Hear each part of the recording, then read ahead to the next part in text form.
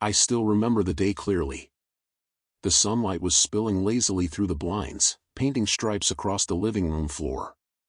She was sitting on the couch, scrolling through her phone, and I could feel the quiet tension in the air before I even spoke.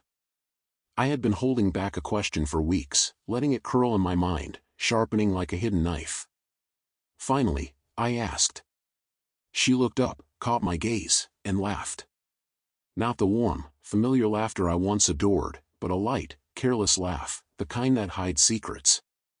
"What are you talking about?" she said, brushing it off as if the question was ridiculous. My stomach tightened, but I didn't push. I let her enjoy the lie she was weaving, the effortless charm she used to make everything seem harmless.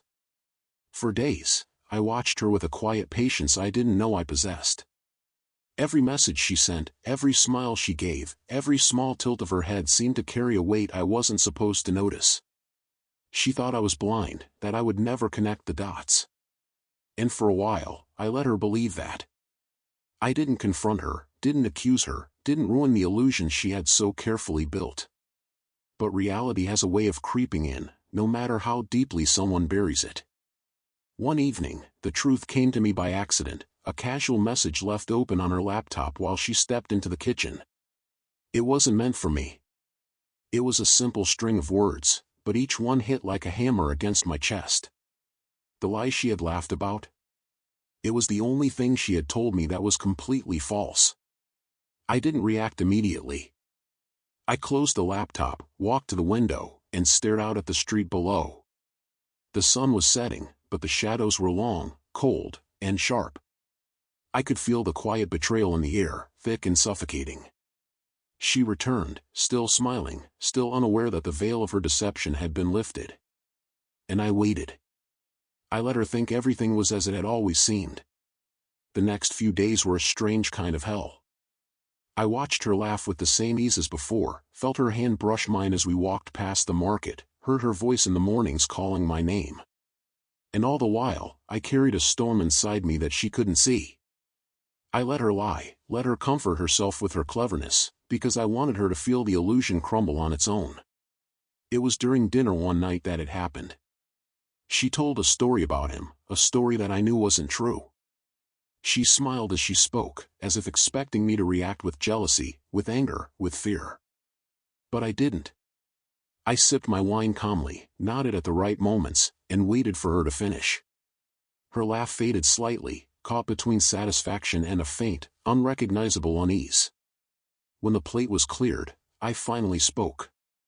My voice was calm, steady, but the words carried the weight of everything I had held back. "Do you remember the message I saw?" I asked. Her smile faltered, just for a moment, and I knew that the wall she had built around her lie was cracking. I didn't shout, I didn't accuse. I simply let the silence do its work. She tried to laugh it off, at first, clinging to her story, spinning it like a net to catch me in doubt. But the truth has a momentum that cannot be stopped. Each word I spoke, each pause I held, pushed her toward the realization that her lie had no safe place to hide. I could see it in her eyes, the flicker of panic, the tightness around her mouth, the faint tremble in her hands. By the time the night ended, she was quiet. Not angry, not defensive, just quiet, facing the reality she had tried so hard to avoid. I didn't revel in her downfall, didn't gloat or punish. I simply watched, because sometimes the most powerful reckoning comes not from confrontation, but from the moment someone sees the truth themselves, in its full, undeniable weight. In the days that followed, everything shifted. She no longer laughed when I mentioned him.